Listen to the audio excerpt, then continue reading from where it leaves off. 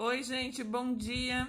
Hoje nós vamos trabalhar de novo com o livro de língua portuguesa. Vamos retomar o texto das páginas 135 e 137. Depois da leitura do texto, a gente vai poder estudar o texto nas páginas 137, 138 e 139. Na página 139, já diz aqui que o texto lido é um poema, pois se organiza em versos e estrofes, além de ter brincadeiras com sons e palavras que reforçam o sentido do que se diz. Nesse poema, porém, narra-se uma história. Os poemas que contam uma história são chamados de poemas narrativos. Então, a gente pode observar esses detalhes lá na leitura do texto. Versos são as linhas, estrofes são os grupos de versos, são os espaços, né? Só lembrando vocês, então. E o jogo de palavras seriam as rimas, então palavras que combinam, que terminam com o mesmo som. Leitura, poema narrativo. Será que tem festa?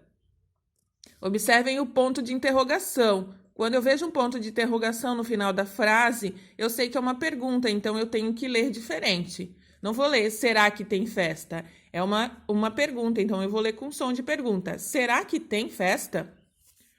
Num quarto cheio de badulaques, uma formiga encontrou um fraque. Toda vestida para ir à festa, a tal formiga saiu depressa. Pelo caminho, todos os bichos cumprimentavam a formiguinha, que, bem vestida, toda animada para ir à festa, mostrava o fraque. Que roupa chique! Ponto de exclamação, então eu leio com entusiasmo. Indo para onde? Ora, para a festa. Não vê o meu fraque, seu canarinho? Festa? Que festa? Então não sabe que hoje é dia, que agora é hora só de trabalho? E a formiguinha, desanimada, muito cansada e desencantada, sentou num canto e caiu no pranto. Não tem perigo, não tem problema. Se não tem festa, eu mesmo canto. Vou me animando, saio dançando e pelo caminho vou festejando.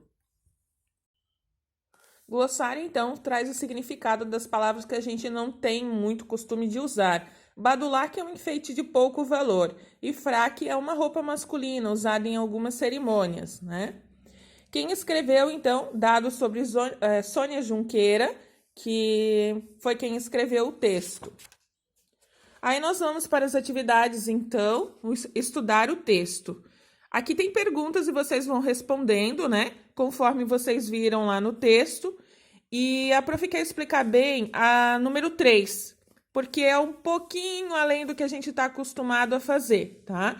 E esse assunto vai ser retomado mais adiante nos próximos anos de estudo.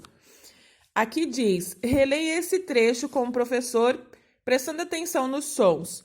Toda vestida para ir à festa, a tal formiga saiu depressa.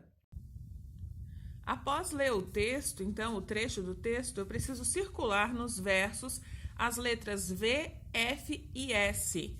Então, circulando, né, o V, o F e o S, e depois responder a letra B.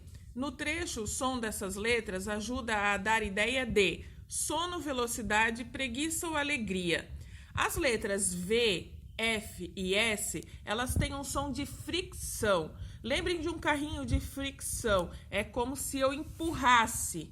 E eu, quando faço o som das letras V, F e S, eu também empurro na minha boca o som V, F, S. É diferente de quando eu falo B, P, né? Eu não preciso fazer força, não preciso empurrar.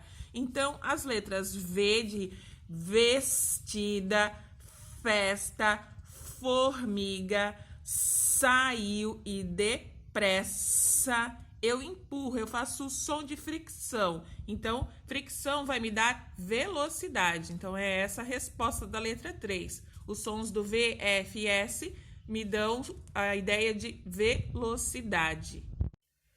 Outra questão que a prof acha que talvez vocês possam ter dificuldade, acho melhor explicar um pouquinho mais, é a questão 5, a letra C, que fala, converse com os colegas e o professor, no começo do primeiro verso aparece o sinal esse sinalzinho aqui, que se chama travessão. O que ele indica? Eu já conversava com vocês na sala de aula, né? Que sempre que aparece um travessão, quer dizer que alguém vai falar. Isso indica, então, que um personagem vai colocar a sua ideia, vai falar. Então, era essa a questão C. Vocês não precisam se preocupar com a ideia do travessão, porque a gente ainda vai ver mais adiante, tá bom? Não precisa responder, porque não tem espaço, então só conversamos sobre isso. Nessa estrofe, há palavras que rimam no final dos versos, então vocês vão continuar respondendo, né? Aqui, como a formiguinha se sentiu depois de conversar com o canarinho? E por quê? Ela se sentiu feliz? Ela se sentiu alegre? Ou ela ficou desanimada, triste? Ela ficou alegre porque o canarinho quis ir à festa com ela? Ou porque o canarinho avisou que não teria festa? Na número 7, então, o que dá a ideia de desanimada, cansada, desencantada? O que elas expressam, né? O que ela exprime nessa estrofe? Como a formiguinha estava? E acho que é isso. Temos ainda na número 8, na número 9, questões de oralidade, só para a gente pensar que não precisa pôr a resposta por escrito. Pergunta como termina o poema narrativo lido, né? Como termina, se termina bem, se termina mal, se termina com eles felizes ou tristes. Na 9, o título do poema é uma pergunta? A prof já conversou na hora de ler. Sim, é uma pergunta, né? E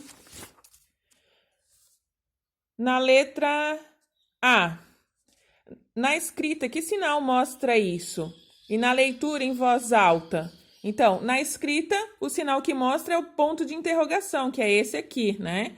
E na leitura em voz alta, o que mostra é a entonação, é o jeito que a gente lê, né? Quando é uma pergunta, eu vou ler diferente de quando é uma afirmação, de quando tem um ponto. Por exemplo, deixou a formiga muito desanimada. Se fosse uma pergunta, teria esse ponto aqui de interrogação e eu iria ler diferente. Eu iria ler, deixou a formiga muito desanimada?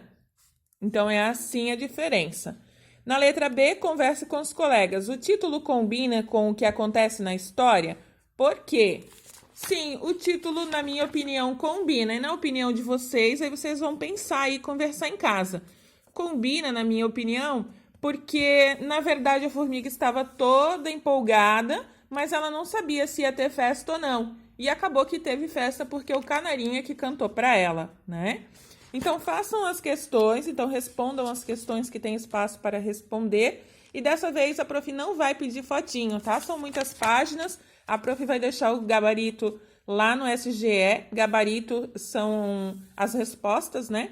Façam primeiro, depois vão lá conferir o gabarito para ver se está correto, ok? Boa aula, grande beijo!